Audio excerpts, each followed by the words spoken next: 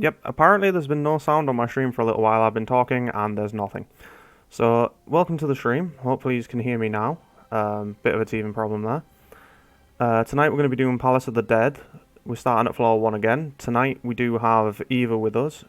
She's joining the team because we are looking to eventually push past floor 50 once we get Bann some levels to go all the way up to floor 200 as a team. So you can see the really hard mode version of this content. Right now we aren't quite there.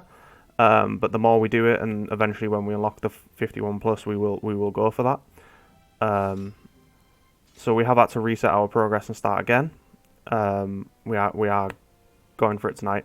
Just want to say a quick welcome to everyone. If you're watching this on the stream, I will be uploading the video of this to YouTube when we're done as well. But for the next couple of streams, I think this is what we're going to do. Hope you enjoy. As you can see, once again, we are all in casual attire, and that's because, as we said last time, Palace of the Dead operates on its own sort of leveling system within the game. As you can see, it gives them out like candy at the first thing. It's like playing a Korean MMO without the pay to win. I've got range now, so we can carry on going. If anybody is watching and they have any questions about what we're doing, or they want to see something again, let us know. We've got Eva playing as healer for this as well, which, as you can tell with me being a dumbass and stepping on all of the traps, just like last time, it's very much needed. We need to find a lot more of those silver treasure chests as well if we are going to progress further.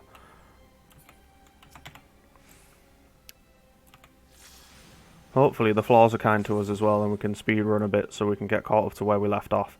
I think we got to floor 21 last time, so we are going to try and get past that. Oh, pacified for all of us, so we're going to auto-attack someone to death. Who wants auto-attack to death? You're level 1. You count. Let's do this.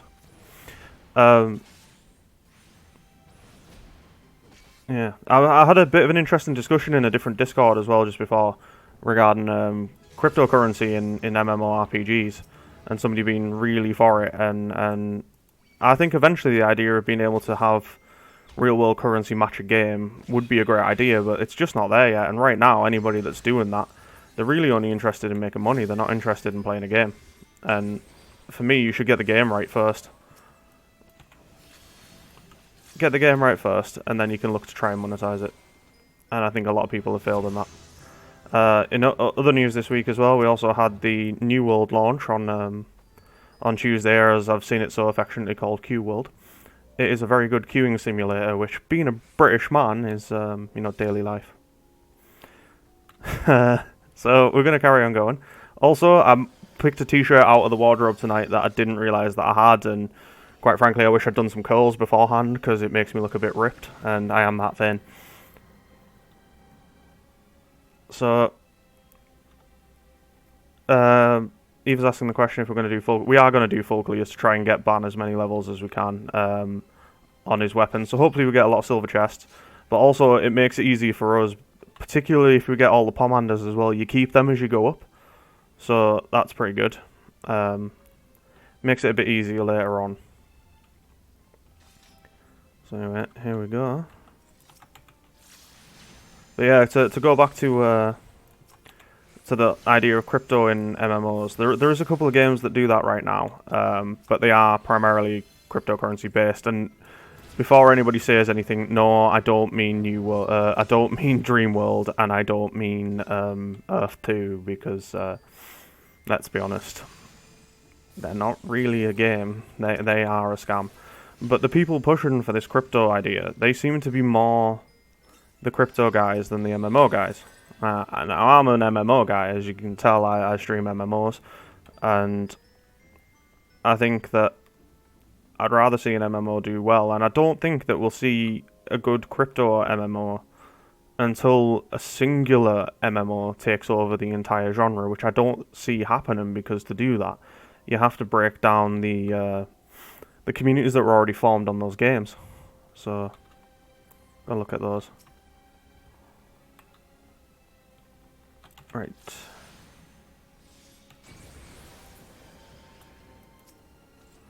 But also, that could just be me. I could just be quite old on the subject, and maybe nobody's happy about that.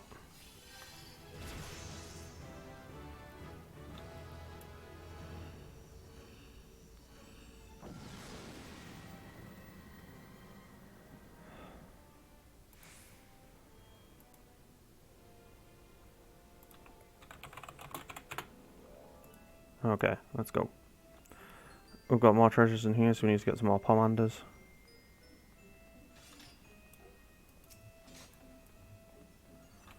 What are we working with? We've got flight. Flight is for future floors. Next floor, yep. So we'll take that. I'm going to get rid of all the enemies. I just want us to get powered through, to be honest.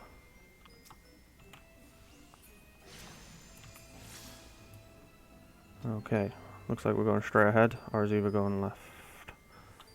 I'll go this way then. I'll do the exploration part, that's fine. Right, I found the way out anyway, so we know where that is. Let's keep going this way. For anybody watching, we're literally going to kill every enemy that we come across as well, because we want the levels for later on. It makes everything significantly easier within this game. Within this game mode, at least. So we've got affluence, which is good. That'll get us some more treasure, but we'll save that for the next floor, because this floor is pretty much over. Unless it increases on the next floor. So no, we will use that now. That's fine. So that's going to give us more options for treasure, which we obviously need. They are going to be useful. So here we go. Bann, if you want to swear while you're on the chat and you don't mind people hearing your voice, you go crazy, my friend. I have been known to swear myself. I do try and stop it more on a Sunday stream, so I don't swear as much then. Mainly because sometimes my nephew pops in and he's only 7, and I don't want to, you know, teach him bad words for when he goes to school. So we've got 2 Pommanders of Lust. That's going to make the boss battle at the end of this so easy. But to be fair, I might save them because the level 10 boss fight in this is relatively straightforward. I don't think we need it. We'd burn it down without that. Also on Sunday, I'm going to try something different with the beard as well. I'm going to shave it a bit differently. It's going to look different. Okay.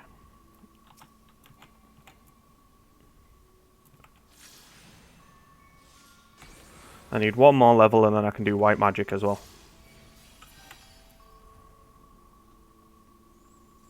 Okay, so we've got a couple of Pommanders of Steel, so I'm going to use one of those, and I'm going to use Strength. In fact, what am I doing? They just do it for this floor. Oh, I'm so sorry. That was a terrible mistake. Right, what have we got in here? We've got Flight. Yeah, I will be level 10 after this fight, so that's good. Means I can start working on my dual magics. Right, we could move up a floor if we wanted to, but now's not the time. Somebody's just sent me a Discord message. I can't read it. I'm currently live.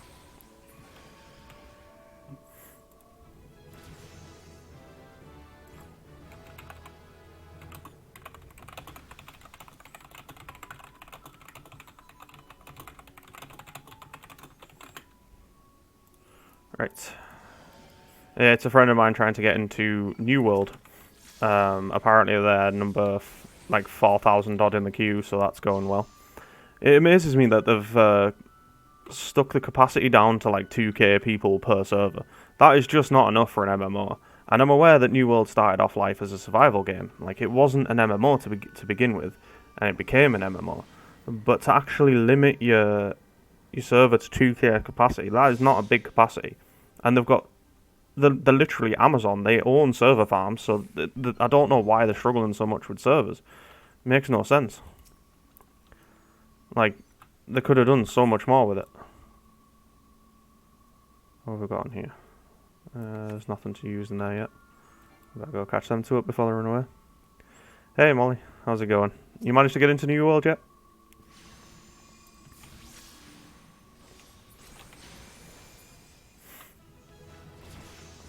Right, so this is where we need to come back to when we're going up a floor.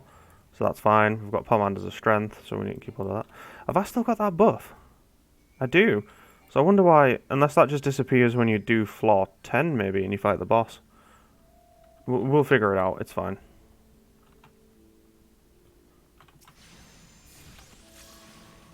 But yeah, it absolutely amazes me with the New World that they had server issues all through the beta. Like, I played the beta and I ended up actually cancelling my pre-order. Oh, that's fine. I'm not bothered. We've got enemies, that's fine. We can make that work. But I ended up cancelling my pre-order of New World because, well, I don't really care much for the aesthetics of it, to be honest. I much prefer a fantasy setting than I do like this Age of Exploration Conquistador style. It's just not me. Having said that, the game itself's not terrible. There's plenty of good things about it. It's just kind of generic in a way. Like it doesn't do anything particularly amazingly. It's been called like the 3D RuneScape as well, which isn't wrong. Oh, look, another enemy. Oh, I've got that. I can... Boom. I'm the fastest. Recognize. When you can get into it, 1,367th in the queue. Which is over half of a server. Because they do have a server cap of 2,000 currently, I believe. So, you need literally half of the players on your server to leave so that you can get in. That's going to go well. And I don't know what the AFK timer is before they kick you out, which is ridiculous. Like, the 2k limit on a server is just stupid, in my opinion. Like, absolutely abysmal. Like, I know Ashes of Creation is going to be having, like, 10k per limit, and they're going to... But even with that, they should have had, like, backup... almost like log into servers to help with the logging queues and stuff. And it's amazing that they've had these in both betas, from what I understand, but the same issue, and they haven't done anything with it. Like, that doesn't sound good. Fair play to Amazon for releasing an actual game, because everything else they've tried to release has fallen on its face. They've cancelled so many different games, they've unreleased some games, they pushed back Lost Ark to 2022, and a lot of people were looking forward to Lost Ark. They really were. I was going to give it a go, but they pushed it back to 2022 because they're only publishing that in the West. It's not their game.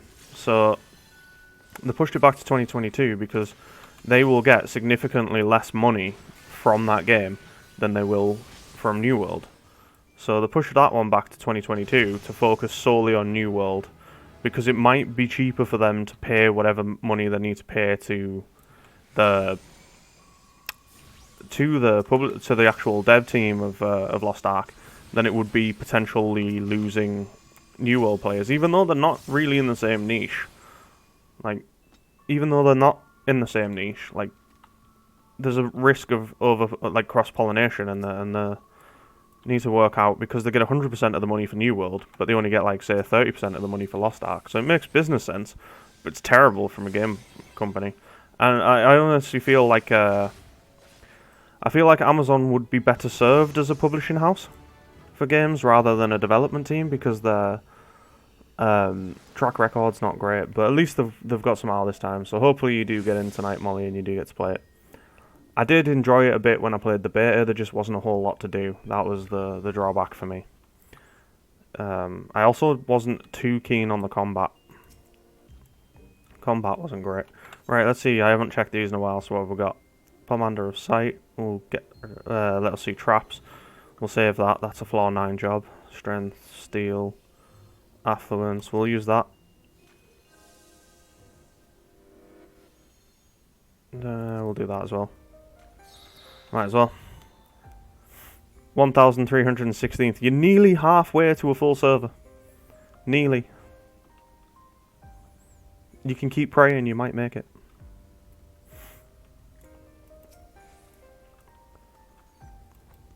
So, as I say, for anybody that has just tuned in. Okay, so the only one of us that can do damage right now is the healer. But for anybody that has tuned in, we're redoing Palace of the Dead from floor 1. We're trying to get ourselves geared up, because we are going to be doing a full attempt at a full clear. The three of us, Bann, Eva, and myself, are going to attempt to make our way all the way to floor 200. Oh, I didn't know I could check Bann's stats out. Let's have a look. He's 9 and 8, so we're a long way off getting that. We need to get Bann a lot of levels to get caught up so we can go up. But first, we also need to get him to unlock the actual content. So you're going to get to see us do Palace of the Dead. I know later on we will find more of... Oh, I'm a toad. That's gone well. Remember when I said let's save the Pomander of Sight until later? And I did this last time as well, and then I hit every single landmine. Everyone. It was brilliant. So I'm still a toad for another 5 seconds. 3, 2, 1. And here we go. I've got AoE now as well, that happened. Boom! It does nothing, but I've got it.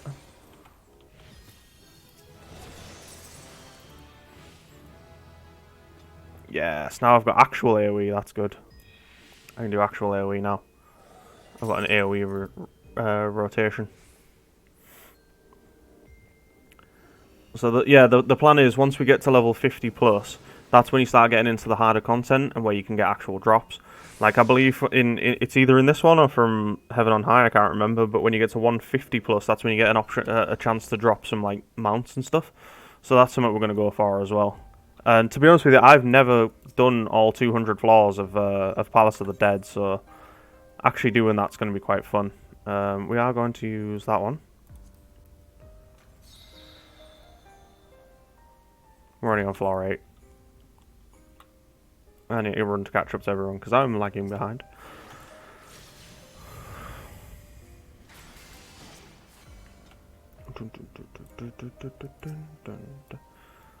Let me know when you get to like a quarter of the way. And again, I come out here and just hit the traps. And I keep saying we're going to save the Pomanders of Safety or the Pomander of whichever one. Serenity, I think it is, that removes the...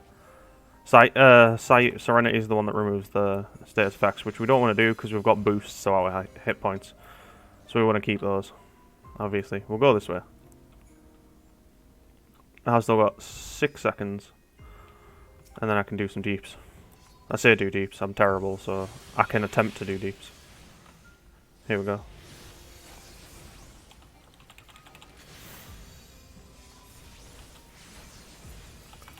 Dun, dun, dun, dun, dun, dun. Now I can't remember what... oh god, that was me again. That was me. Don't you worry, that was me. So everybody's got a Phoenix down, we're all good for that. I can't remember what level cap it is. Like, level as in, not these, but our actual level to get to in here. If it's 60, then we're on to a winner. Because I'll actually be able to help out with the healing. If it's not, then I'm a terrible DPS for the entire way forward. And we'll just have to work around that. Okay, I'm going to use the Witching Trap now. There we go. The Witching Trap turns everybody into, like, really weak enemies, so they can sit there and attack Bann all day and it'll do no damage.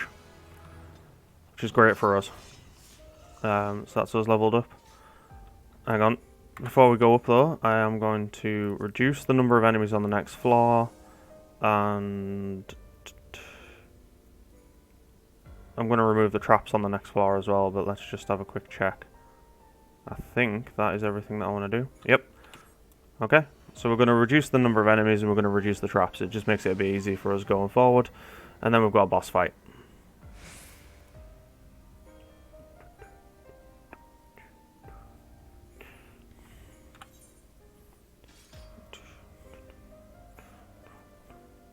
Safety. Fortune.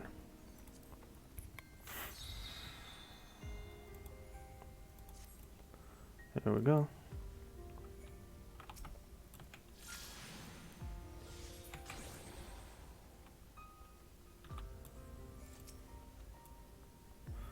So we've got Pomanders of Strength for everyone. This boss fight's going to be easy.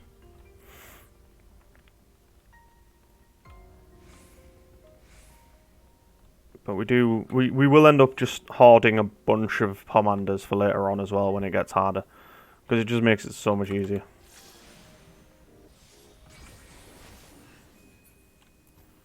Right, I'm going to run around the back of this, see what's around here. There's no traps because we got rid of those. I can't blow myself up this time. I do have previous, that is true.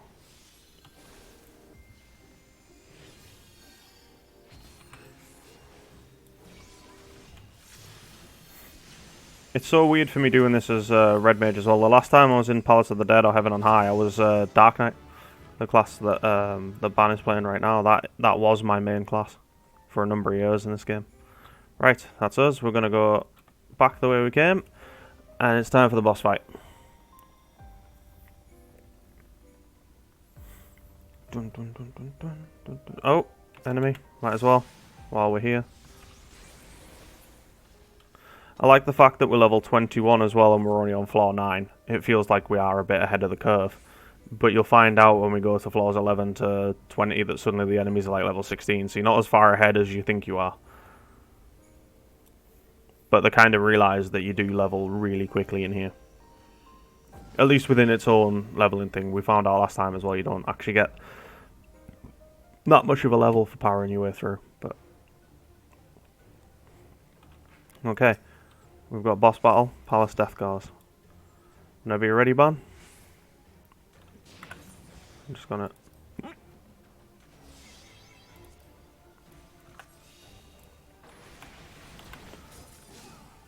do all my DPS. I was gonna do my displacement there. And just disengage and try and look really cool. But I do have a history of... displacing my way off of platforms that we are currently standing on. In fact, be ready to revive me, guys. This is for science. No. No, you can't. Okay. I could have disengaged if I had it. Because I do have a history of being on platforms like this and pressing it and going, whee, and dying. Wiping raids. It's all fun. Everybody enjoys it.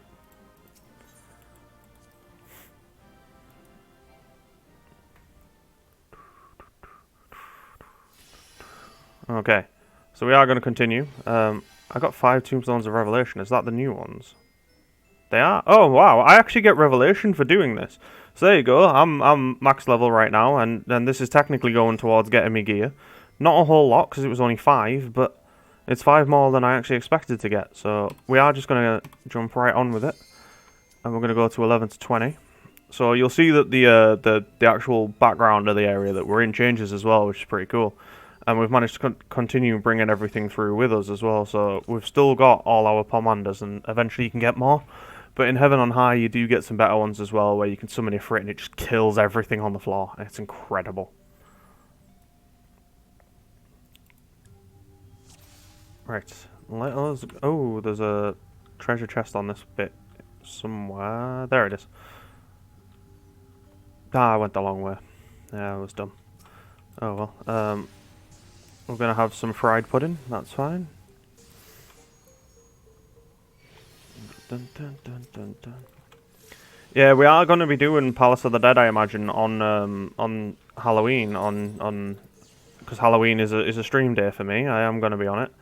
And even if I end up doing it myself, I am going to do it. I'm going to do it in-game, in cosplay, so I'm going to dress my character up as something.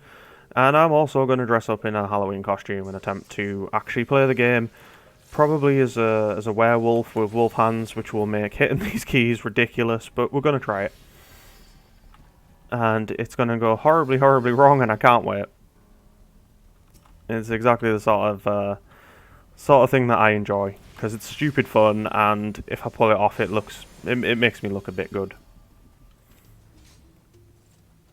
So we've got another Pomander of Strength, we'll keep one of that. So that was done with this. That's this floor done. Okay, we're going to go on to the next one.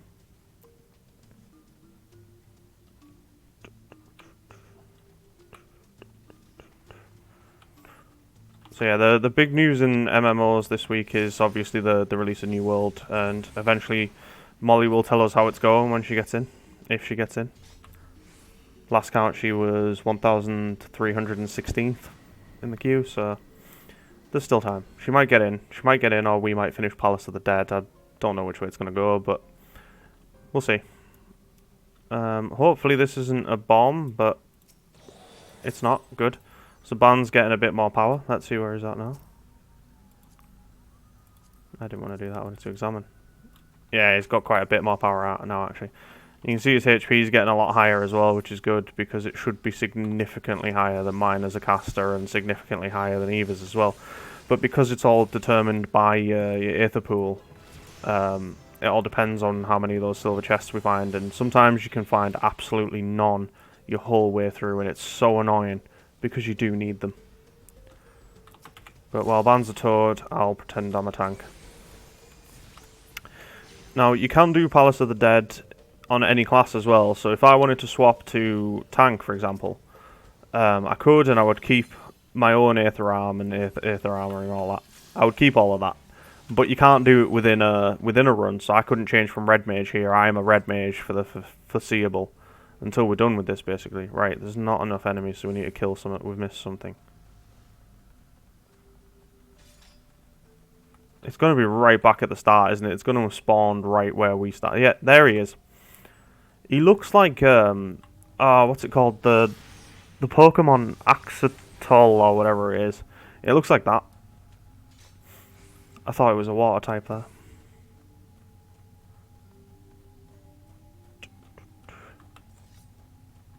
Wooper. Possibly. I don't... I am hot on the first 151 up to Mew. After that, not so much. Oh, wow! How cruel was that? Actual pacification trap. Right where you need to stand to go up to the next floor. That was bad. I've had it before where it is that, and it's a landmine, and you think to yourself, right, just got to get up to this next floor, and then I can sit and rest, because you're on one of those floors where it's giving you the debuff where you can't self-heal, and I walk on it, it's a landmine, I die and lose all my progress. I've had that before, that is the worst. Oh, that actually strengthened me there, so that's a nice surprise. Outside of streams as well, I've not really been playing Final Fantasy XIV all that much. I've actually been playing Guild Wars 1, and I've got to say, I fully didn't expect it when I found the game, but it's brilliant. Like, for how dated it is, it's absolutely brilliant. I fully wasn't prepared for how good it actually is.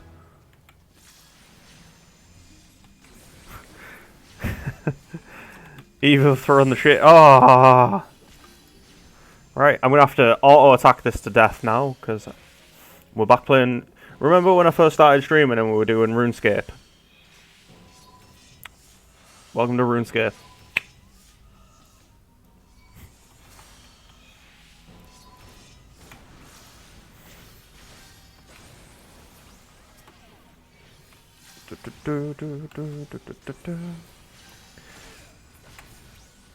I'm also thinking at some point I'm going to try and do a bit of a longer stream when I get the chance one day. I'm planning on doing like a big 5-6 hour stream, and then eventually I'd love to do like a 12-hour stream, and then eventually I would love to attempt a 24-hour stream, but that would suck.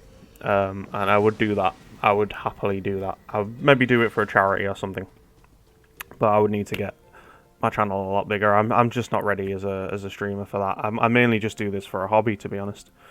I do work full time, so... Right, we're gonna go this way because I can see a toad and he's looking at us funny. Stop looking at us, toad. And we'll go for that one there, because he looks like another Pokemon, the fossil one. Kabuto, that's the one. Kabuto, we all know. It's another toad.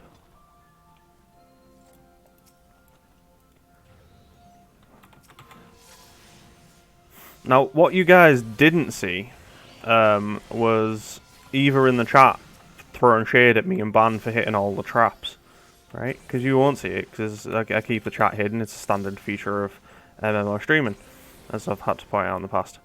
But she throws shade at me and Bann for stepping on the traps, and then Little Miss Perfect there.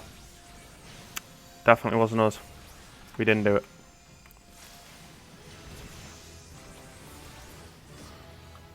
Ah, yes, Verfire.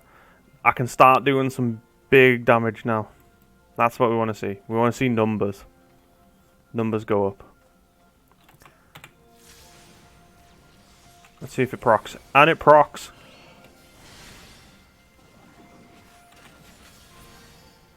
The run animation, it might be a raw thing, to be honest, Bann, rather than just a Dark Knight thing. Like, the run animation, it looks fine on human, and I think they do a lot of the animations based on humans, and possibly Makote as well, because they're pretty much identical in the way that they move. But then you look outside of that to your Rose, or you look specifically like at your Elezen, who look like they're skipping everywhere. It's so weird, it just looks wrong. And then you've got the dragon people, the Auras, and they look top heavy, and it just looks a bit weird when they run as well. So it just, I don't know, it just never looks right. Now, when I first went Dark Knight, I did go Aura because they were the class that was most, that was the class, the race rather, that was most associated with that class. And I just found that I couldn't get away with staying it. Like, I could make one that looked okay, but even the Aura, which are like a more monstrous race in this game, aren't particularly monstrous. They still look very feminine in the face. Like, very. And it doesn't look right to me. Like, one thing that I really hope they do in Final Fantasy XIV, and I'm surprised they haven't done it already, is give us more customization options. Like, more chances to make my character look good. I am 100% on board with that. Because right now, you get like 5 faces to choose from, and you get a lot of hairs, and you can unlock hair, and hair's great in this game. But your actual face options and like beard and stuff, you don't get a lot to work with. It took me quite a while to get a character that I was quite happy with, because I didn't want to be a Midlander, which is a much more like youthful looking, pretty much your typical anime protagonist. You're like 16-year-old kid who is here to save the world. I didn't want that. I wanted a more rugged adventurer type thing, so that's what I made. And it took me forever to get it right, because trying to get a good face on a Highlander in this game, they all look like they've been smashed in the face with a pan. Like, hang on. Look how flat his face is. He looks like somebody's just panned him in the face. And the fact that I haven't got the customization to make it how I want. Ideally, I'd love to do something with the Elezen. I'd love to do something with the... I forget what the different branches are, but basically the Dark Elves. I've always had a bit of a soft spot for the Drow. And I'd love to be able to do it so I can make it look almost like a half-elf, like a half-human. That would be amazing. I'd be 100% on board with that. But you don't get that option in this game because the customization's not that great. Duskwright. Thanks, man. The customization in this game is poor in terms of your character, like how you look. Which is ironic, considering that most of this game revolves around your sort of your glamours and your transmogs, for anybody that's came from WoW. And for a game that places that much of a heavy sort of emphasis on appearance and how you want to project your character to look, the fact that the character creator is so limiting in that regard is just a bit weird. If you Fantasia again, Eva will kill you. Yeah, that wouldn't surprise us. For those of you that don't know, Bann is a bit of a Fantasia addict. How many times have you Fantasia'd since your return? 200, 300?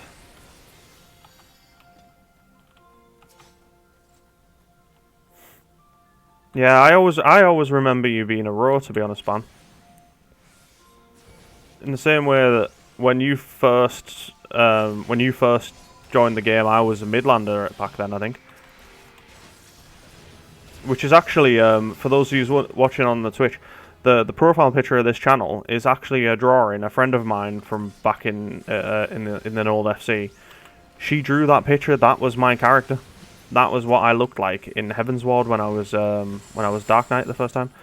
I'm blaming Eva for that. That 100% was not me. I didn't step on that. Those bad words of yours coming back to haunt you now, aren't they? Oh, you guys are whoppers for standing on all of the traps. Coming back to roost now, isn't it? I'm going to use the Pomander of Flight. There we go. Might as well. La till Endwalker drops. I'd much rather not. But honestly, I absolutely adore MMORPGs. MMORPGs are some of my favourite games. It's more for the sense of community that you get when you play them. That's why I play games. I've had my time raiding, I've had my time really going hard at the games, and I don't have that in me anymore. I am a casual gamer now. And that's fine. I'm much happier doing that. It's much better for me, personally. Ah, Mimic. Kill it with fire. This is where I'm going to get hit with the thing in it. It's going to mess us up. Nope, we killed it. It's dead. We did it. Everybody's safe. And we got a Commander of Intuition, which gets us Cursed Whores. Does it? Boom. Horde for everyone. Oh, there's Horde on this floor. Right, we're not going up yet then. We're going to go get us some Horde. Because the Cursed Horde, for anybody that does not know, is used to get you extra treasures, so now we need to go track it down. There it is. That was fast. But the easiest way to sort of compare this game as well, I think I'm going to tell you this as well, if you are coming from World of Warcraft, I know a lot of people are. Still, even now, coming from World of Warcraft, it is not too late to come over to this game. It is a great game. But Torghast, that is effectively what we're doing. We're doing Torghast, but not shit. We're doing a Torghast that works. A Torghast that is exactly what it sets out to be. It's a roguelite, it gets us through the content, it's just for fun, we're having a laugh doing it. This is what Torghast should have been, and it isn't, because they tied it to player power, which was a terrible design choice. It killed an expansion feature because they couldn't design it well enough for people to want to play it without being forced to play it. It's ridiculous. Like, utterly ridiculous that that's how they felt the need to not even bribe, to basically blackmail people into going to play Torghast. It's sad that it killed off an entire feature. And let's be honest, they've spent so long trying to get Torghast ready. They were still iterating on it in 9.1. They'll still be iterating on it in 9.2 whenever that comes around. And then they probably won't do a 9.3 because they'll run out of time and they'll want to get a new expansion out to try and bring everybody back that left, because that's what they're going to need to do.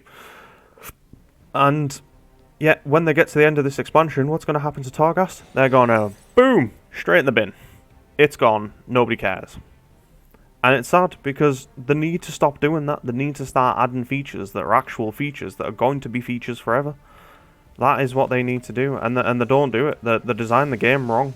They design it as well.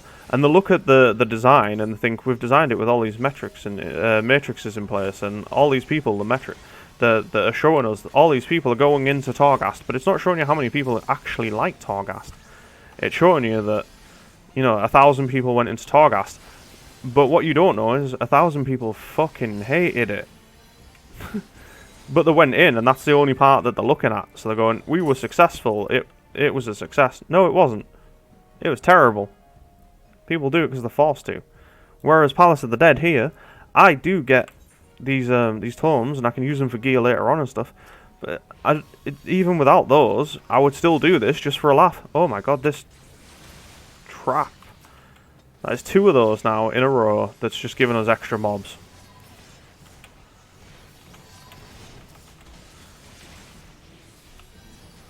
Nope, not the bad breath. Not today. Okay, yes, today. Apparently I didn't move out the way in time. I've been hit with everything. This is a good example of what not to do. That's how we die.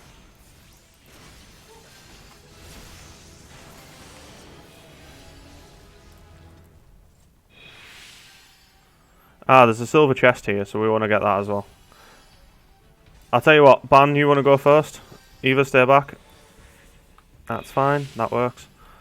I think in future, when we see those silver chests as well, just to be on the safe side, we'll send one person to go and do the chest, just in case it blows up. Because that way, we can still heal from a distance. And we're not putting the whole party at risk.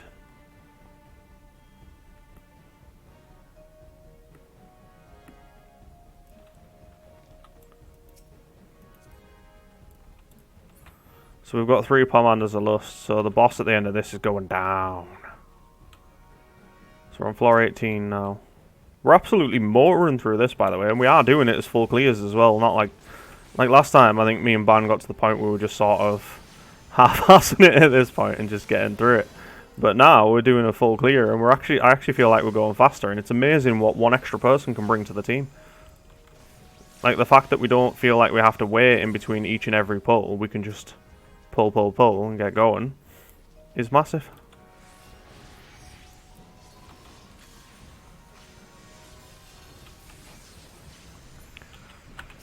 I almost feel like the combo of classes that we used on this as well, I maybe should have went Black Mage for a bit more AoE, and we could have just focused it down on AoE like that. That might have worked. Commander of Strength. Right, I can't use that, so Bann if you want to use that. So we're level 30, we're battle level 33, which is good, because we are stronger than we were last time we went into all of this.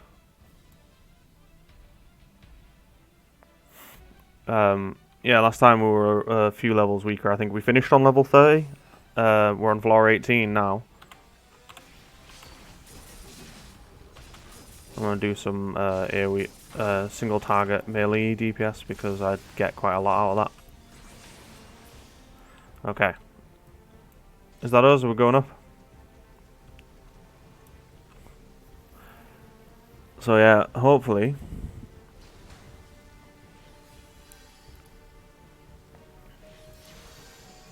we get through this pretty well.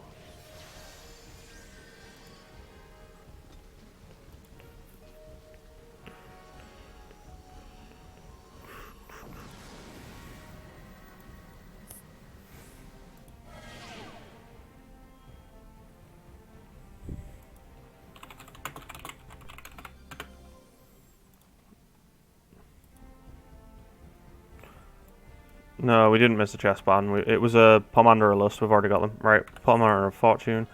Oh, we can't use them. Items are disabled. Ooh, that sucks. Oh, we might as well rock them up anyway, because it's not going to matter much. We are a bit stronger than the enemies on this floor, so it should be fine. We're what, level 33? We'll maybe be 35 by the boss, depending on how many enemies there are on this floor. Just have to see what we've got to work with.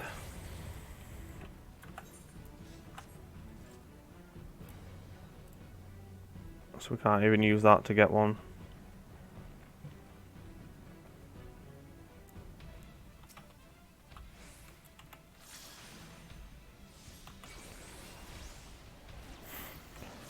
Yeah, I'd love to say that I'm an MMO RPG like variety streamer, but I don't think that my channel is big enough for that at this point. I think I need to find what you guys actually enjoy watching us doing, and just really do that. As long as it's something that I enjoy also. Thanks. Is that you again, Eva? Oh, remember how we were whoppers? I do. So yeah, eventually I'd love to be able to just play whatever I want and still have people come and watch and stuff, but I think right now I need to focus on probably this. We'll probably just focus on Palace of the Dead for a while, and hopefully you guys will enjoy that. But anyway, we're going to Leroy Jenkins the crap out of this.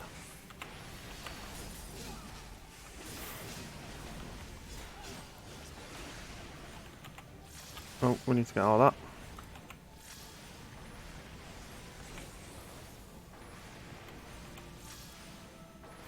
We're okay as well, because I was proven in the last fight we can't jump off the side, so we're all good. I can't, you know, go and commit Sudoku. It's fine. Nailed it.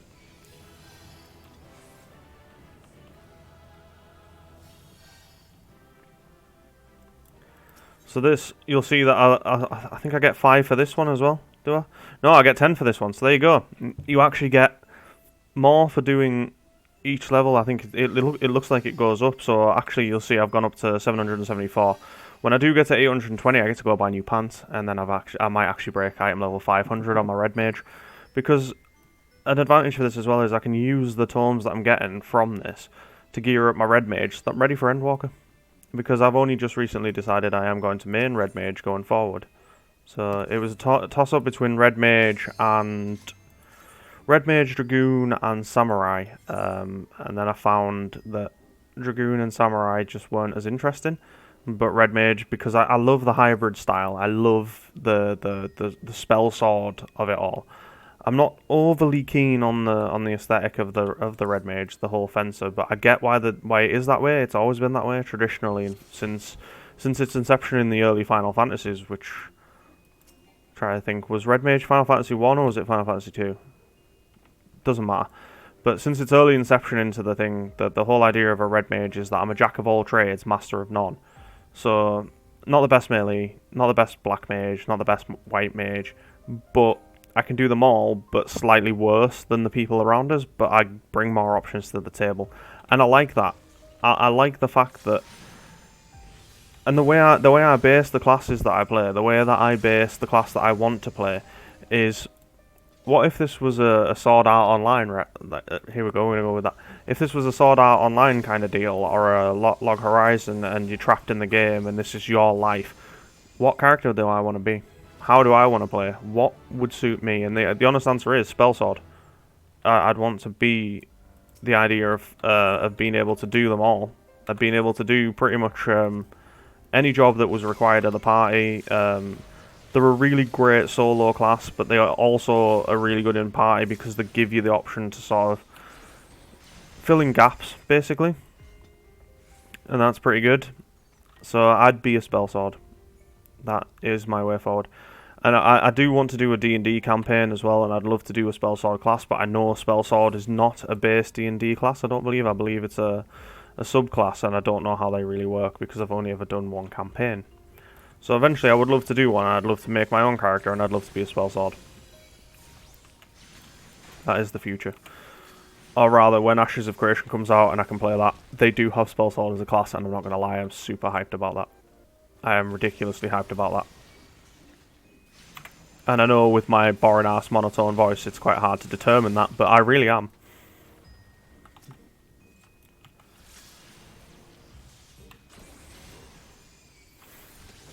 So, I forgot to check what level were the enemies we were fighting here.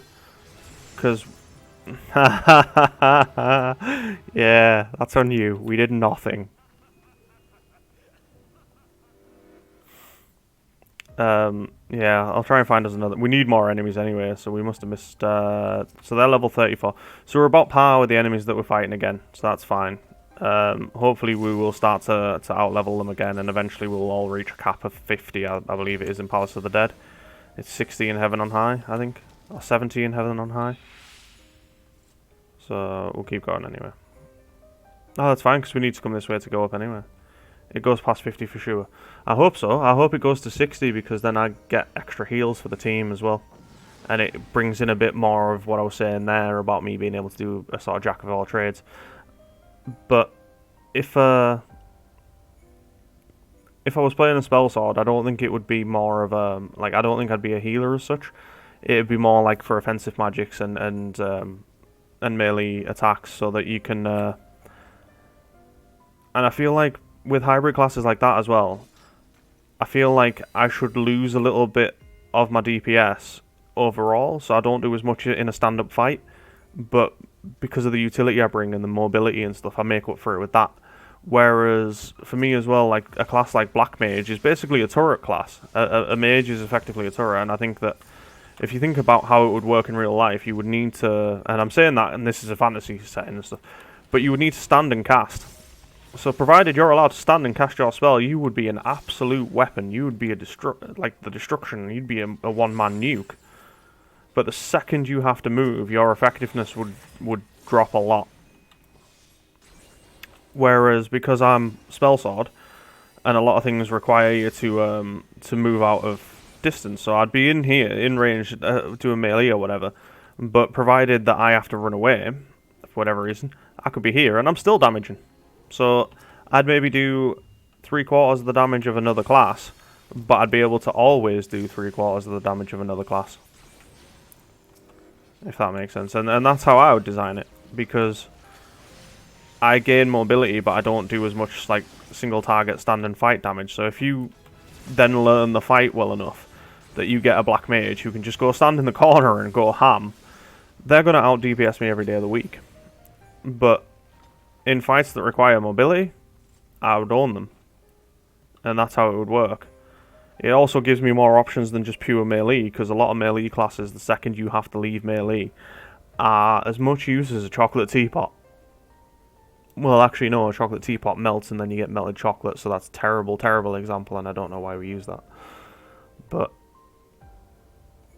I'd much rather bring a few things in. You saw me thinking of... Oh, no, that was Bann.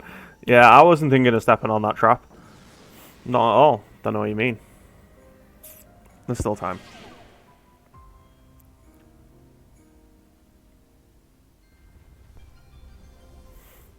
Alright, let's keep going. Okay, so we've got knockback disabled, which only comes into effect because I believe there's a pomander that you use where you turn into a big chimera looking thing, and when you hit things you knock them back and it dies.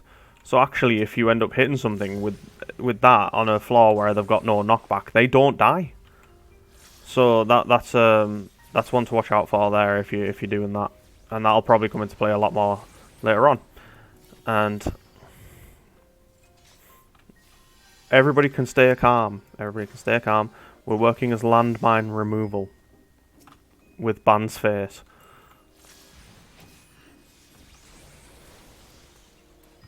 Yeah, Palace of the Dead gets a lot harder later on, and that's what we're looking forward to. The times where you have to think twice about pulling, and where you don't need to pull everything anymore because we're already at the max level of this content that it'll give us. And then once you get to the max level of the content, you've got all the skills it's going to give you, then it becomes more about your playstyle and your choices, and it becomes more about the pomanders that you get. You can get really lucky with them, or you can get absolutely nothing, and it makes it really hard, or you can end up like discernment, and you can look into a room and see there's like 20 mobs in it and just go, nope. Or you can try and figure out ways where you will sneak past them, and it really does add a lot of elements to it later on. Right now, we're effectively in the training phases for this. The more casual end of this content. We are looking to get into the harder content, which is where you'll see where Palace of the Dead really comes to life. Now, I know the FC previously have done a floor 200 clear, and Eva was part of that, but I was not. I missed out on that because I can't even remember why. I think I was raiding, so I couldn't go do it, but they ended up going to do that. And it looked incredible from when I was watching Eva do it. It really did. It really added elements to the game. Like, it really adds, like, you've really got to think about what you do, and you can't just face roll your way through it later on, and that is so good. And I feel like the people that solo this stuff as well, they're incredible, because the fact that we're doing this as a 3-man team has made this sort of part of the content face roll, yeah. But the 50 plus stuff where it actually gets hard and you've got to worry about if you're going to die or not, and yeah, that because one death when you're soloing this, it ruins all of your progress. Like, you also lose all your pomanders as well. And so if you get to floor 29 and you step on a landmine as you're going into the as you're going into the portal to the next floor, then it sucks to be you. You've got to start back at floor 21. You don't start all the way at the bottom again, which is great, but you do start again at the bottom of this set of 10 floors. And I know in Torghast you only do 6 floors at a time, but I feel like 10's a good stopping point in these, because you get a boss at the end of it as well, and like you do in Torghast. But 6 floors is just not nearly enough for the way that they've done it. They tried to really double down on the roguelike part of it, and they did that wrong. Whereas Final Fantasy XIV knows that it's optional content, and so they give you 10 floors at a time to really sort of sink your teeth into a run, and eventually it becomes more about your strategy than it does about your leveling and your player power. And this isn't all tied into your gear score and stuff like it is in World of Warcraft. It's like they've actually tried to come up with the systems and try to make it as fun as they could, rather than just make it and then make you do it. So hopefully get through this.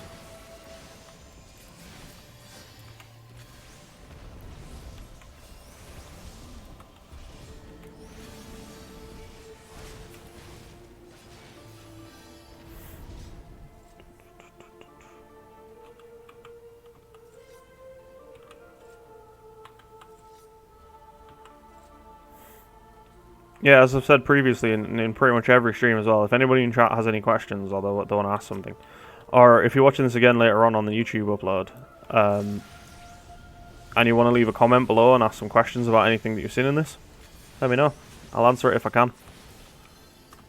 Hopefully it'll be interesting enough to get questions from people, and hopefully I'll be knowledgeable enough to answer your questions, like more than anything else. Hopefully I will know the answer to your question, because I don't try and pretend that I know literally everything about Final Fantasy XIV, but I have played it for a number of years, so hopefully I can help.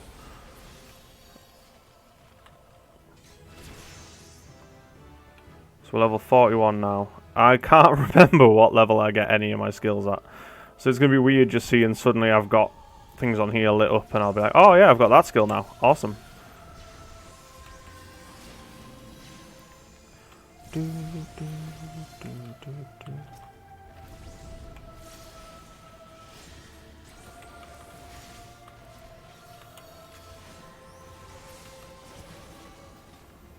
Alright, I think we're good to go up a floor.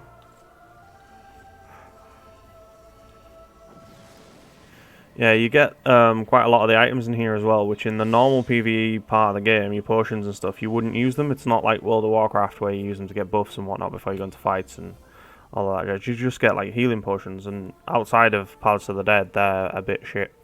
But in Palace of the Dead, they can be the difference between making it up to the floor or not. So eventually, like, they become really important. And you can see that we actually get positive boosts for this floor, so we've got extra HP and MP and stuff. And that's awesome. That means we get extra attacks and we can do extra damage and stuff. So not every sort of effect that you get in Palace of the Dead is negative. Not every effect is there just to fuck with you like it is in Torghast. Literally every floor you just get, oh, you randomly get burnt, so you're losing 10% of your HP. Oh, your burn increases and you get an 11% of your HP. Oh, it's now 12% because you've gone up a floor. It's none of that arbitrary crap. You get, basically you get Kiss Curse, and that's really good. That should be how this works. Like, sometimes you get good things, sometimes you get bad things. Not everything has to be a negative. Not everything has to be a positive. It varies floor to floor. They are procedurally generated as well, so the floors can be different. You can get long floors, you can get short floors. I like that. It adds an element of randomness, and it really makes every time that you come in here, it's a bit different. So you don't really know what to expect. So particularly when we get to the floors 51 plus and we start going for the harder content, it's going to make it much more interesting, because it's not as though we can sit there and map out which floors we're going to get, so we don't know where to go straight away. It's not like in Torghast when you get like one floor, you know that you after a while you kind of get an image in your head. This is what this floor is, so we need to go left. Whereas here, because it's going to be random every time, it's quite good.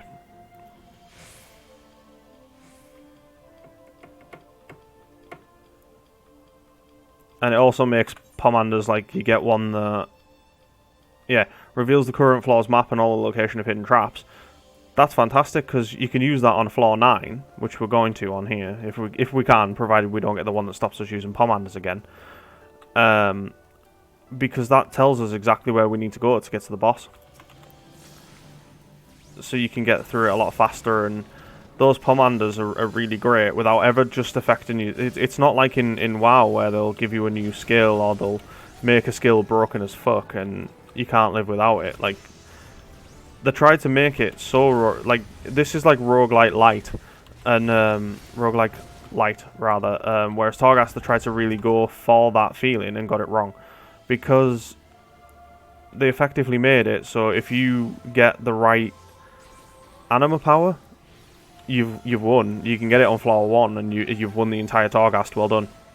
Good for you. You've won on your first drop. And that is shit. Whereas this, they You know what you can get all the way through, and none of them are game breaking. None of them. But it's about how you use them. It's more to do...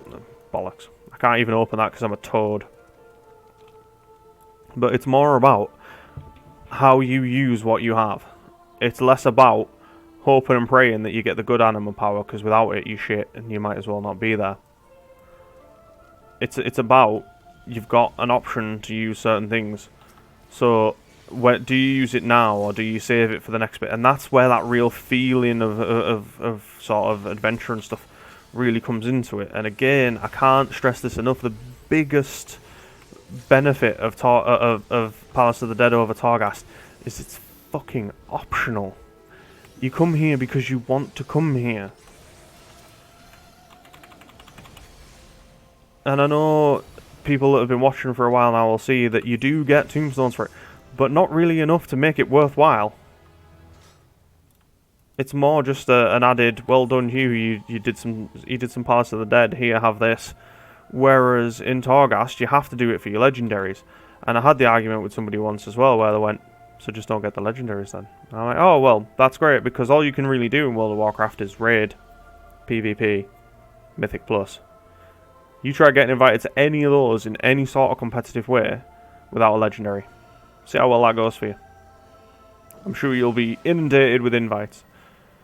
In a community that relies heavily on raid or IO score to tell them how shit you actually are, I'm sure those people would love to take a guy with no legendaries. Sure they would. They sound really inclusive, right? Oh, we're getting chased by an owl thing. Get it. You can see it's starting to take a lot longer to start killing enemies now as well. And this is where it comes back to your Aether pool. So apparently me and Eva are taking a nap. Don't mind us. It's happening. But it comes back to your Aether pool arm and your Aether pool armament. Like, you need to get those numbers up because that is what counts in Palace of the Dead. That is where your player power comes from, and again, that it might be random, so you could come through and get 10 to 20 of those. You might, like mine remained unchanged there, but it might have gone up one. Wouldn't know until you click it. And eventually your goal is to get to 99 and 99 on there, and that is effectively you coming in here with the best gear that you can get. And that's where you need to be if you're going to go for the full floor 200 clear. So it may take us a while to get there, but eventually we will do floor 200, and I would love to do floor 200 on stream. And you'll get to see me attempt a backflip, and word to the wise, I can't backflip, so it won't go well. In fact, I can do it in game, but I'm not talking about in game. I'm talking me, right here, where I'm sat. I will go for it. Also, at some point within the streams as well, like as I carry on streaming week by week, I am going to move my computer to a different location in the house. Bann saying he would stand up for me trying to do a backflip. No, I want to do it from seated as well, because for the extra challenge. Basically, I'm just going to fall over backwards and look like a dickhead, but it'll be fine. I'm sure stream would love that.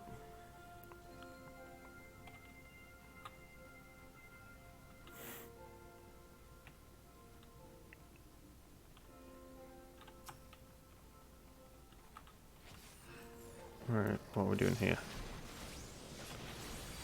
Oh crap. Step back out of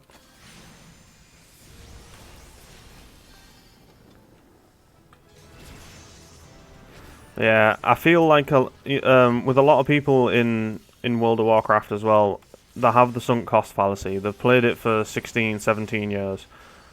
And it's become really ingrained in them. It's a part of their identity effectively, and I'm not going to lie, I have that with Final Fantasy XIV. I've played this game for years, and I feel like part of me is always going to come back to Final Fantasy XIV. Always, no matter what. Because I love this game. Is it perfect? No. It has a lot of issues. It has a lot of glaring issues, like I've had this argument in my FC before, but I am not a fan of the Bosnian Southern Front. I'm not. I don't like it.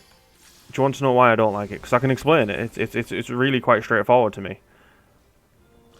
It's that the way that people play it is you can only level up from doing effectively fates in the area. That's all you can do. You can do your fates and then you get like mini raids with later on. But outside of those, you go and stand in the start zone because there is literally fuck all reason to be anywhere else. Literally anywhere else.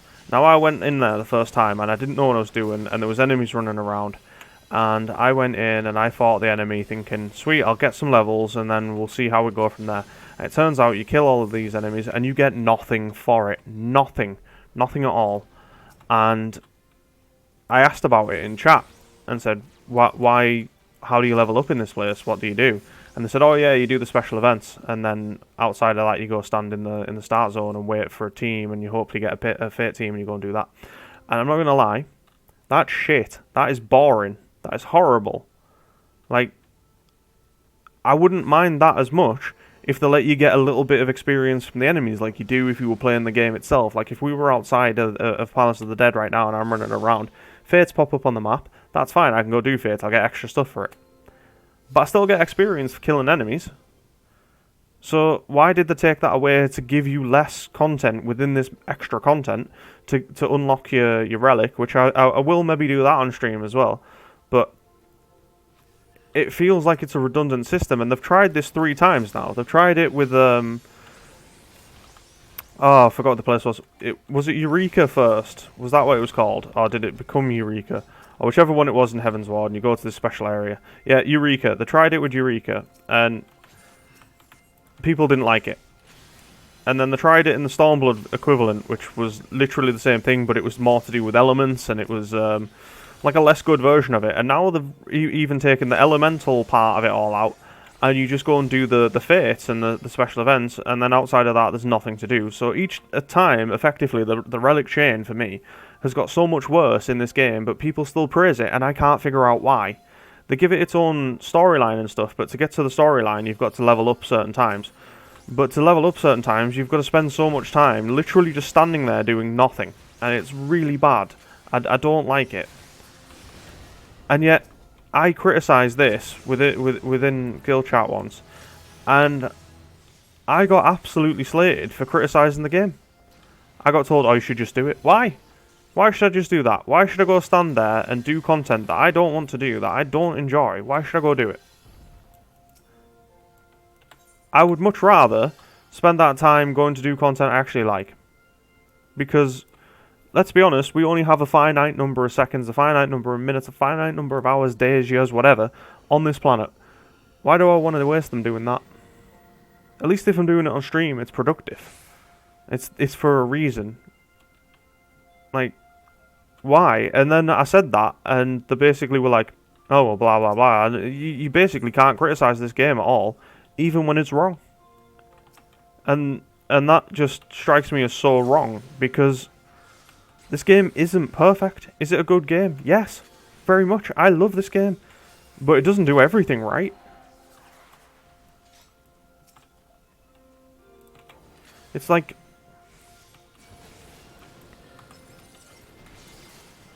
It's like people love to dunk on World of Warcraft, and quite frankly, recent World of Warcraft 100% deserves it, because it's terrible. It's Destiny 2, but shit. And that's fine. Dunk on World of Warcraft. But people are okay with dunking on World of Warcraft because it's popular to dunk on World of Warcraft. But the Final Fantasy community, the Final Fantasy 14 community particularly, White Knight the living crap out of this game. And I'm sorry, but that doesn't make the game better. That makes it stagnant. And I love this game. I want this game to be the best version of this game that it can be. And I feel like the fact that we don't feel like we can criticise this game, that we can't give feedback, stops it. Are we wanting to kill all of these guys, by the way? We might as well. I'll use a Pomander, which we've got fucking loads of them. There you go.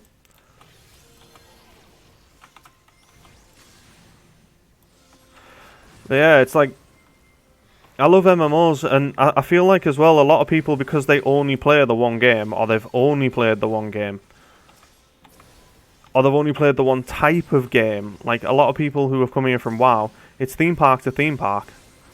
They are effectively the same game in that regard. They're both on the rails. This is very structured. This is what you do, and it feels like without them going out there and trying something different, I've played pretty much every major MMORPG on the market. I've really chucked myself out there to see what the differences are and what's good and what's bad and what you can take from other places. Because I know that no single game in this genre is perfect. I know there's quite a lot wrong with this genre. Is that us? Are we good to go up? Okay. There is. The MMO genre for the longest time was stagnant as hell and it wasn't improving. And Final Fantasy XIV for me isn't doing anything spectacular. Its story's great. That's probably the biggest selling point of this entire game. It's an RPG MMO. It's not an MMORPG. Because it relies so heavily on instance content. It relies so heavily on that whole looking for group lobby system, which I personally don't like. Because it removes a lot of the sense of the community from the game. And it's like I feel like that's why I'm looking forward to more like of a sandbox type of game, because I feel like you're gonna have to be more in part of a community. You're gonna have to be more like when World of Warcraft first came out. The reputation you held on your server determined whether you got to play with other people or not. If you went round and you were an absolute dickhead, nobody's gonna game with you, and that's fine because they shouldn't have to. Whereas now, doing the lobby system that we do in games like this, I think that's in. Get in for that. Now, if you go into a queue, you've sat there and you've queued, and you get a player, they're effectively NPCs. The glorified NPCs, the person on the other side of the screen doesn't matter. Because you can just kick them out of the party and replace them with another glorified NPC. Just like that. Done. There's no effort to it. You don't get people that actually sit around or it's rare to do it. I do it myself because I always have done as part of this game because I know somebody who did it for me and I try and continue that trend. But I will sit here and I will guide somebody through a dungeon that they've not done before. If they don't know how to do it, I'll explain everything. I'll talk them through it. I'll try and improve them. I'll give them tips on rotation if they need that sort of thing. And I'm happy to do that. But the majority of people in this will kick your ass out of a team and just replace you because why would they not? It's fast. They want to get this dungeon done in 10 minutes, and if you can't do it in 10 minutes, it sucks to be you, you're out. They'll get somebody in who can. And that way nobody ever seems to get better, and you get to the point where you get people who've rushed through because they've done that, and they've basically just been carried through by other members of the team or whatever, and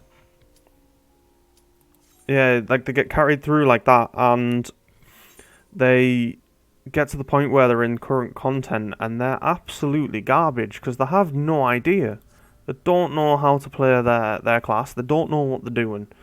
And it just makes everything so difficult. And it's all because of things like this. But anyway, we're back in Palace of the Dead. So we're on to floors 31 now. So hopefully things will start getting... You saw in the last sort of floors, things were getting a little bit tougher. Enemies were taking a bit longer to die. So now, hopefully, we'll actually start to get to play Palace of the Dead, and you really get to sort of see the gameplay of it. I'm gonna pull this. So the enemies are now 51. So we've actually fought, even though we've been doing full clears. Oh, we have actually fallen behind the level of the enemies. So that's quite fun.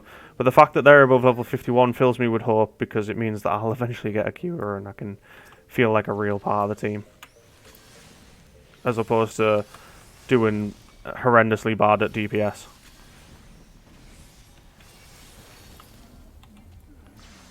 Right, we've got... there we go. And hopefully we're reaching a point where... Nope, I still can't improve yet. For whatever reason, I'm still...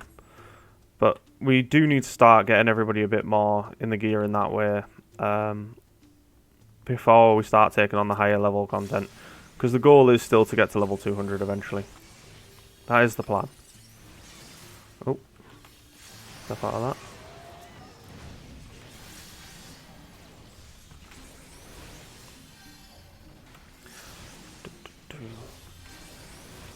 Another thing that I really like about Palace of the Dead is because every floor is different and it's not themed. It's not just the same floor, but you know, a little bit stronger or whatever.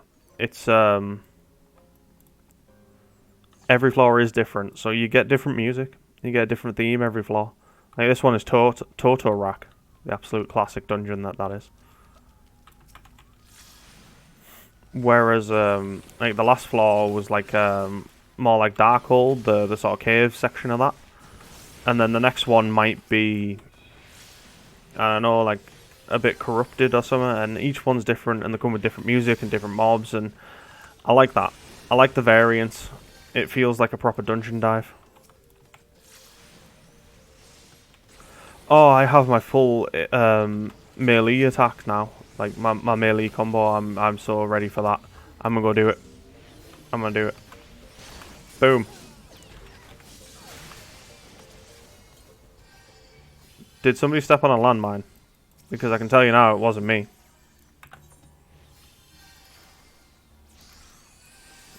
Do we have horde? There's no horde on this one, so we'll keep waiting. Hopefully there is some on the next floor.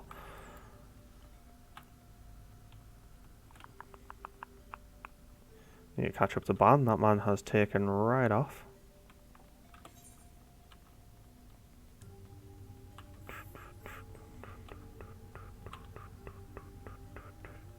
Here we go. I like the fact that we are level 50 and we are still leveling, so it looks like we're going to get to go all the way to level 60. And that is brilliant. Although I will be 4 levels shy of being able to revive anyone. So if we were doing Heaven on High, I'd get 70, and then that means that should Eva fall, for example, I would be able to resurrect her. Or the fact that I'm a red mage means that I'm a walking, talking res machine. So because of dual cast, I can hit somebody once, like really quickly, and then just res, or I can swift cast, res, press heal on them, heal them up real quick, and then use the dual cast from the heal to resurrect the next person. So effectively, I'm a walking, talking heal limit break, which is why red mage is great for progression, but less friendly for farming because it doesn't do that high DPS overall in comparison. Which is fine, it shouldn't, because it brings more to the table.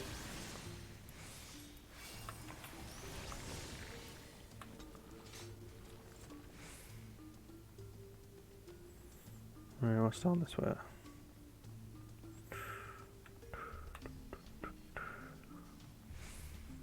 Nothing in there.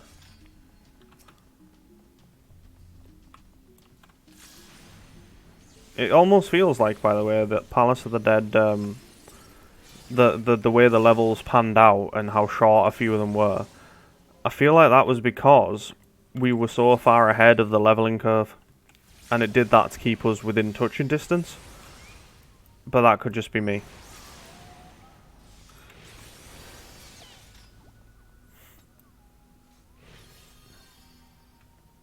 I wouldn't waste the Pomander aside at this point because we need to go up a floor anyway.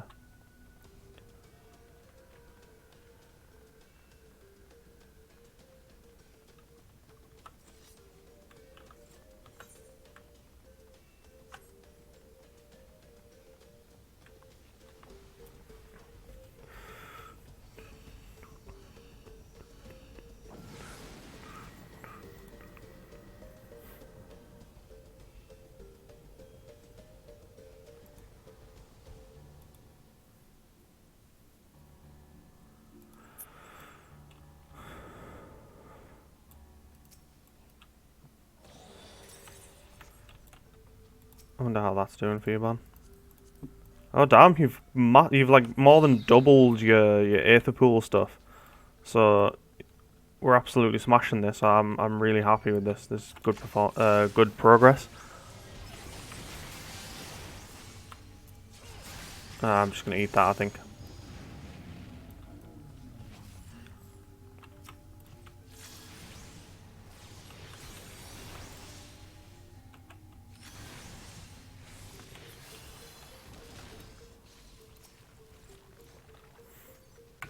I'm going to use that. Where is it?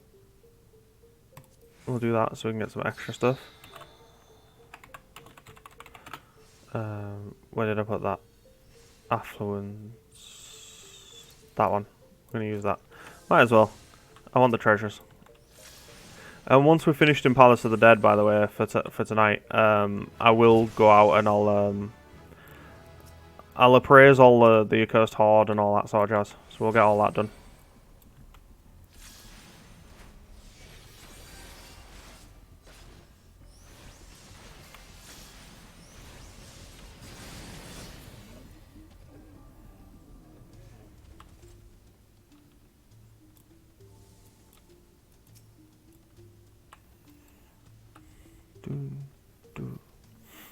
Oh yeah, for whatever reason, it absolutely loves throwing Pomanders of Witching at you. You'll end up with so many of them if you don't use them. And you only really want to keep them for when you're massively overwhelmed, to be honest. Because outside of that, it's a waste to use them. Is that us? That's us. Okay, on to the next floor. Oh, well, we might as well get that Hectires over there as well.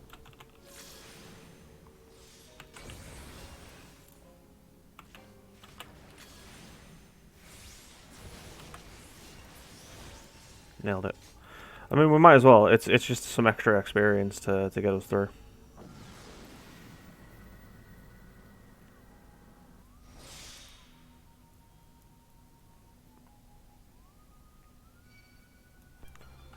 Alright, I'm gonna go for this. This may or may not hurt. Right, we can't get that because it's Pomander of Safety. Safety, is that this floor or next floor? Right, we've got no traps on this floor. Right, I'm gonna get that. Yeah, I got that in your face. I'm aware we're all on the same team. Don't worry.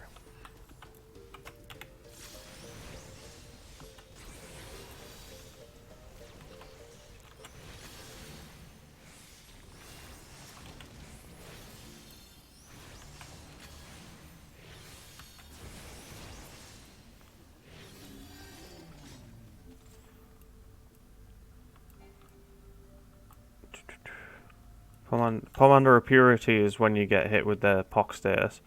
There you go. Even before saying it was Serenity. Serenity is a different one. Ooh! There's some Nightmare Mummy. I'm gonna kill it. Wait, I can do this. Boom. Dodge and weave. Nailed it. What? Ah, stunned. That's another thing as well in some MMOs. Stuns. Stuns, particularly in PvP MMOs and somewhere like Black Desert, for example. Stun locking is the absolute worst because of how long it goes on for, and realistically those fights turn down to who can stun the enemy first. They're going to win, and I feel like CC in general has lost its place in the MMORPG, and I'd like to see it make a comeback. I'd like to see things like the traps and stuff of a World of Warcraft hunter mean more. I'd like to see them have relevance again. But that's because I'm big into the whole flavor of RPG. I love RPGs. I love the whole roleplay, and I love the whole fantasy setting. So I'm quite biased in that regard. I know it might not necessarily. I might not necessarily always pick the best. The most mathematically correct choices and things that I do as well, but that's personal. I sometimes pick things because I prefer them. It doesn't necessarily have to be mechanically and mathematically best for me, and oftentimes even people that do pick the mathematically best choice aren't necessarily good enough for that mathematically best choice to make much of a difference to them. It's only when you get to the very, very top end, but of course that also bleeds down. Bann saying min-maxing is boring. It is to me as well, but I know a lot of people enjoy min-maxing, and I won't take that away from them by all means. Theorycraft, the ever-loving crap out of things, because it's because of people like that, the people that do the min-maxing, that I learn to play my class, or that because I do, right? I do to a point do some min-maxing. I do sit and I work out, I look at rotations and I practice them and things like that. But I don't have any intention to ever min-max a class to the point where 0.5% of DPS makes all the difference. Because that's ridiculous. That's when you've mathed the actual fun out of a game. At that point, I might as well just be playing Spreadsheet Simulator. You know what I mean? And I do enough of that at work. I don't need to do it in my free time as well.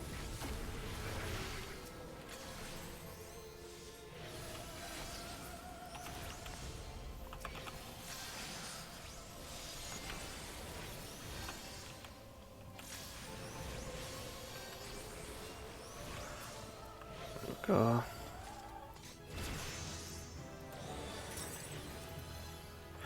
Yes! There we go. I've got my Q now. That's it. We've effectively got a tank and 2 healers. Well, 1.5 healers. I can heal, alright. And it might not be as strong as Eva's individual heal, but I can use it twice. Ah, hell. Witching time. It's witching time. Go, go, Pomander of Witching. That's right. I Power Rangers referenced. Don't you judge me.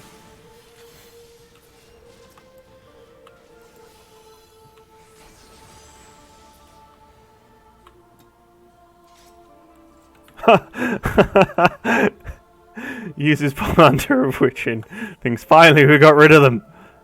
Receives Pomander of Witching. Yeah, that doesn't surprise me.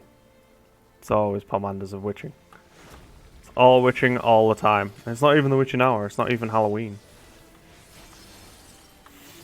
Oh, that's it, by the way. When we come here for the Halloween stream, if you guys are up for doing Pass of the Dead with us on Halloween, we need to do it in cosplay that you can get within the game. So I vote that we do it in each one of us takes a different. We either take a different in-game Halloween costume, like you got the wolf ears, you got the bat cape, you know, you got all of those things, or we try and make our own glamours and we try and create a cosplay ourselves using only items within the game, and people have to try and guess who we are while we're streaming. I feel like that'd be quite good. I'm also hoping that this year that my free company does a Halloween glamour event like they normally do, because I love that. I'm here for that. That's so much fun. And if they do, I will see if they'll let me stream it. I will not be part of their voice chat though for that, because I don't think I can separate the game sound. I can separate the sounds from the Discord and the game, but then I wouldn't be able to hear the game.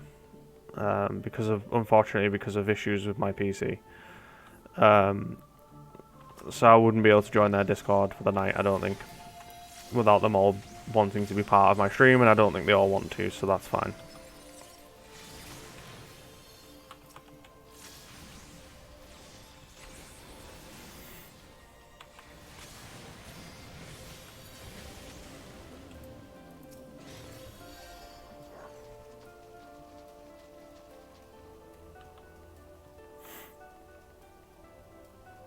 As far as I can tell, we've cleared all of this floor, so we're good to go again.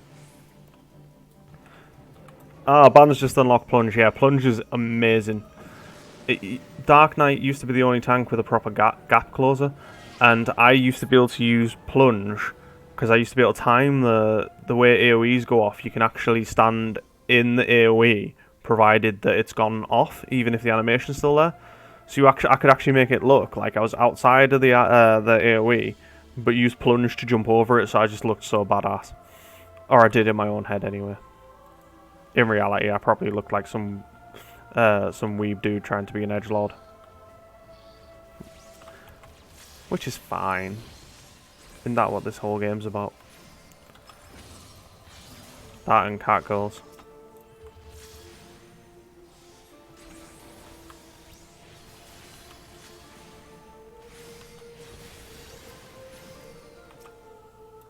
Also, my friend BCG had an interview on his podcast with Stephen Sharif off of Intrepid Studios the other weekend, last weekend, and he's finally got round to uploading the VOD of that to YouTube, so we're going to need to look at that.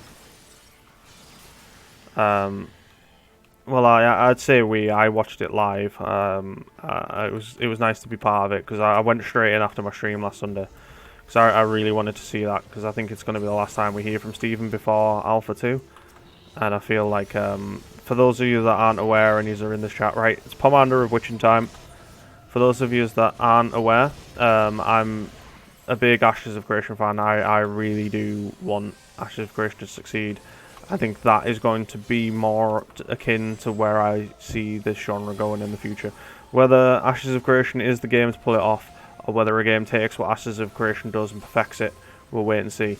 But the idea of the node system, of the ever-changing world, we did a Guild Wars 2 stream last weekend, and their equivalent of the Fate system, where if you succeed or fail, the world changes depending on that. That was the start of something good. The node system in Ashes of Creation takes that and really extrapolates on it and makes the world actually dynamic. And a more dynamic open world experience in an MMORPG, I am so here for that. As a big RPG, a big fantasy nerd, a big sort of not necessarily RP. I don't RP, but I do create stories for my own characters and stuff. I like a little bit of a connection between me and my character because my character is the avatar through which I engage the game world, and so the fact that the world will change depending on my actions, and you can get a start, like each server will be different and each server will have its own story and things like that. Like you could see somebody on server 1 get certain content and you're on server 2 but you guys don't have that node unlocked or whatever, and see, I bring everything to the pie. I am healer.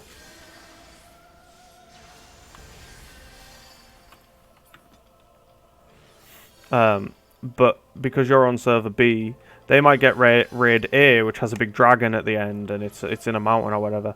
And you're on server 2, and you guys get raid B, which is more of an ocean-based thing, and you end up fighting the Kraken, and it's just incredible. That is something I am definitely here for.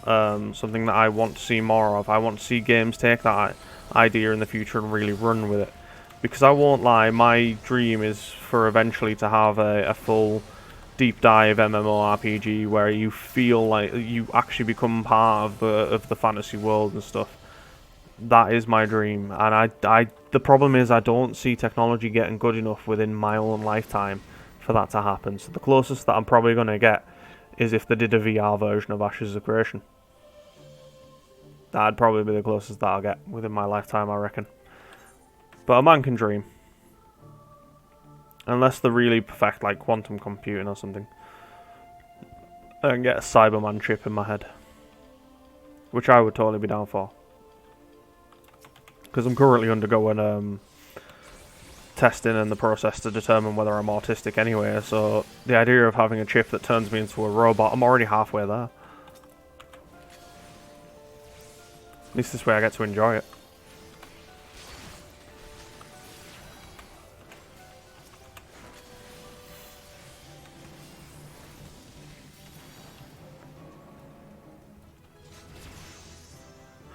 Ah, Pomander of Rage, finally.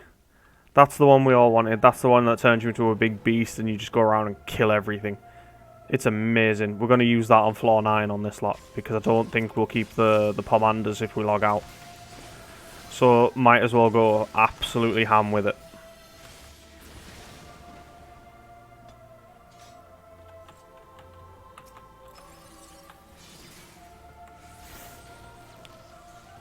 We have 2 Pomanders of Rage. You can tell that I have really been paying attention to this game. Really, I swear I have. I'm gonna be strong. Boom. There you go. Oh, my damage and healing potency is up. Take that, Eva. I can heal too. But we're now getting to the point where there's a lot more mobs in the rooms. They hit a lot harder. They take a lot more to go down. You can see that the difficulty has really started to increase in this now. So it is getting a lot more fun. This is where the real fun starts. And then you get to the part where everybody's level 60. And that's when it really comes into its own.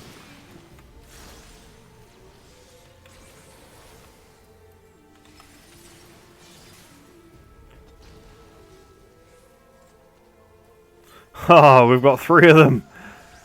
Yes. No, we're not. Are you okay? Are we just going up or are we continuing? We might as well continue because we can get to level 60 and then we can just start skipping floors. Which means because we've got 3 of them, I'm going Pomander or Rage on the next floor and I'm just going to murder everything. So be ready for that. That's going to be so much fun.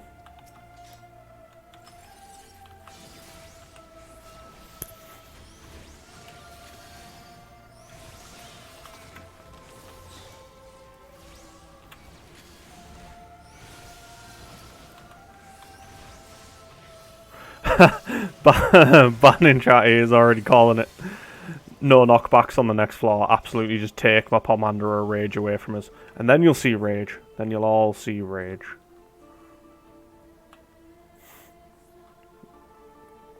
Right, next floor. And then hopefully I can go Pomander or Rage and we'll just skip the next floor. Hopefully. We'll see how this goes. Hopefully. I'm ready to go. I'm ready to go. Feeling it. Watch it just pop up now. Ding, ding, ding. No knockbacks. I'm like... Yes! Where did I put it? Manticore. Manticore go burr. Let's go. You can see now I'm a big old Manticore dude. And I've got 1 button. But it doesn't matter because that 1 button is incredible. It's literally just... I've become a kaiju. I've become Godzilla and this is New York and we're just going to destroy everybody. Oh no, there's a lot of enemies. Whatever will we do? Oh no. And down you go. Oh wow, I've used the Pomander of Rage and we've got 3 rooms. I am so disappointed. So disappointed. Well, might as well all hurry up because I've only got a few seconds left of this. I've got 10 seconds. What he's doing, you don't need to touch it. I can just... Dead. See? Nailed it. Intuition. We're going to use that. Where's intuition?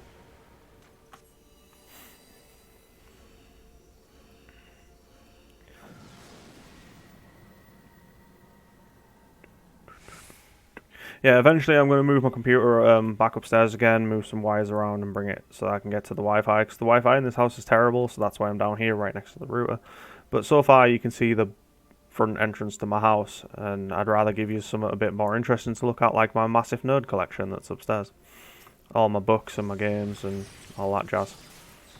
I'd rather give you something like that to look at than my front door.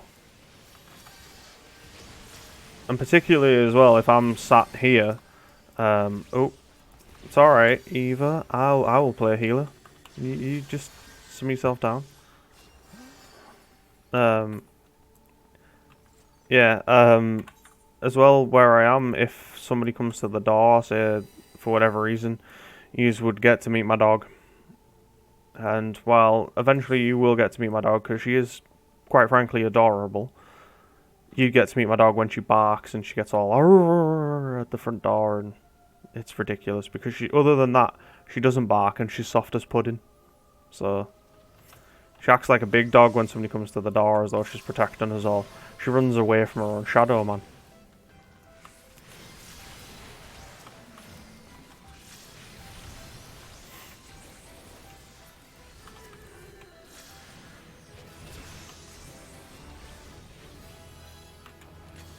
$59. That means we're 1 off getting to 60, and I think I possibly unlock one of my bigger attacks, maybe like Verfire, Flare rather. We're gonna use that. We might as well. Where's Fortune on here? Eva's already. Eva's already on them. I'm just gonna leave them to her. I'm gonna follow Bann.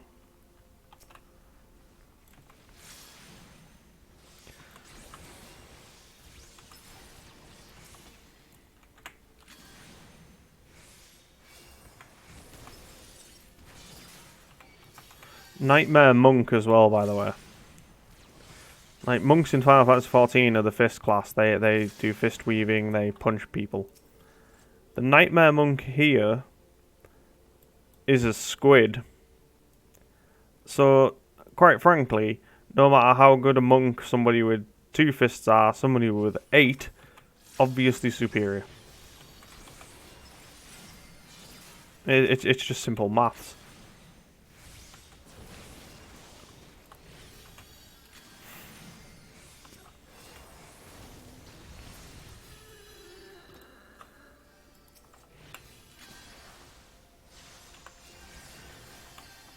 See? Nailed it. Advantages to the red mage, I can offer piss poor healing or piss poor DPS. Gonna rename myself Bann Landminer. Oh, you're not wrong. Okay. This is it.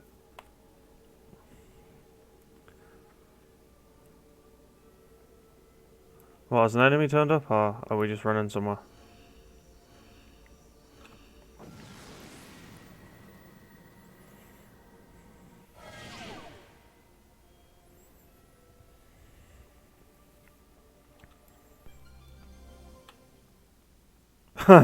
Items unavailable. Well, that is disappointing because I wanted to Manticore, but the game's taking it away from me now. Yes! Manticore time.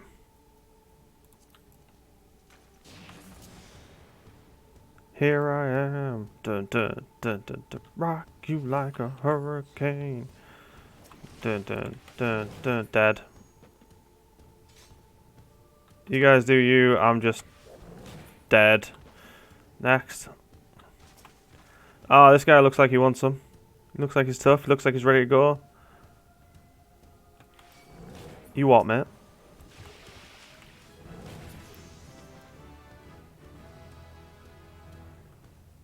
Hey, Troubadour, get back over here, I ain't done with you yet. You can run when I say you can.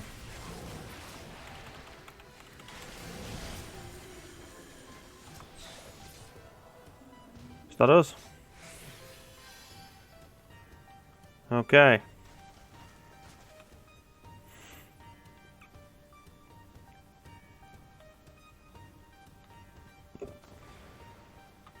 It doesn't matter, there's 3 rooms again. Aha! Rage.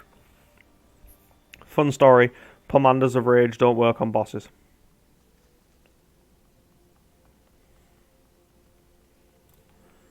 Right, I am going to use 1 steel, 1 strength.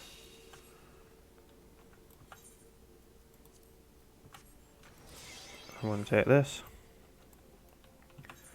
And now I am ready for the boss. I am ready for the hurricane.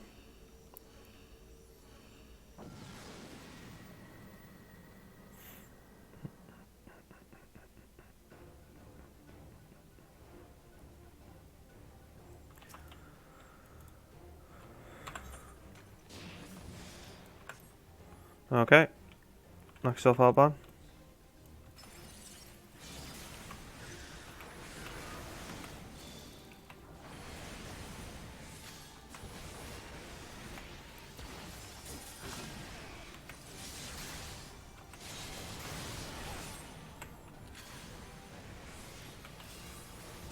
We have 30 minutes left to kill this boss. I think we might just do it. I think we might make it. There's a real chance. We've got a real chance.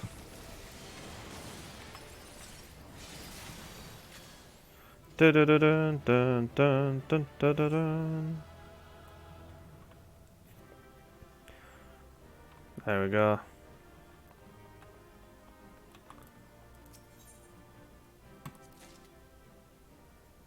I got 15 revolution for that as well, which puts me to 804.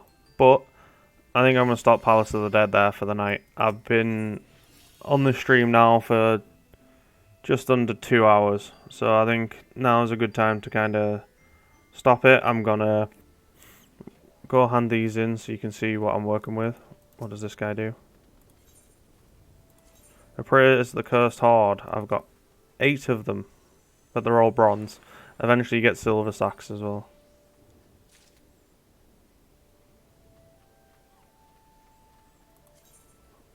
I got some confetti.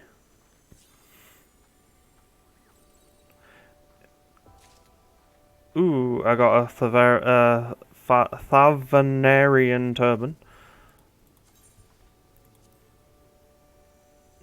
which used to be a really high value item but isn't anymore. Got some materia.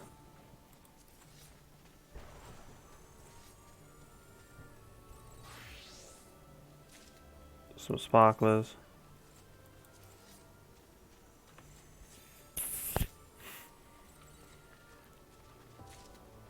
Oh, I got an ugly duckling. Very nice. Very nice. Got a pet. I might keep that and use it as a reward for any new players that are playing Final Fantasy 14 and are watching the stream. I'll maybe do a bit of a giveaway with it.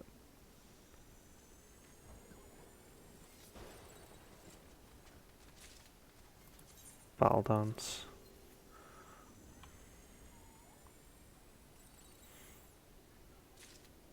And Magic Prism.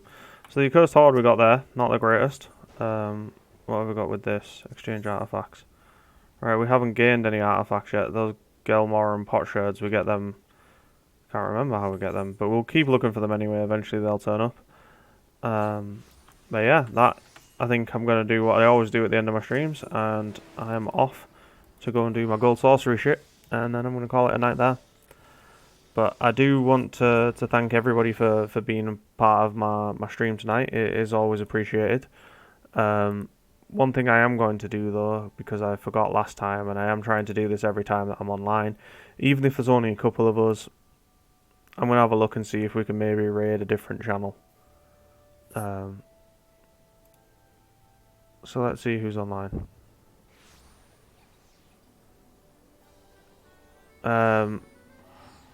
We'll raid Senti again. Why not? So I'm going to start a raid on Senti. You guys don't have to come, even if it's just me. That's fine. But I'm going to go for it. It's always quite nice.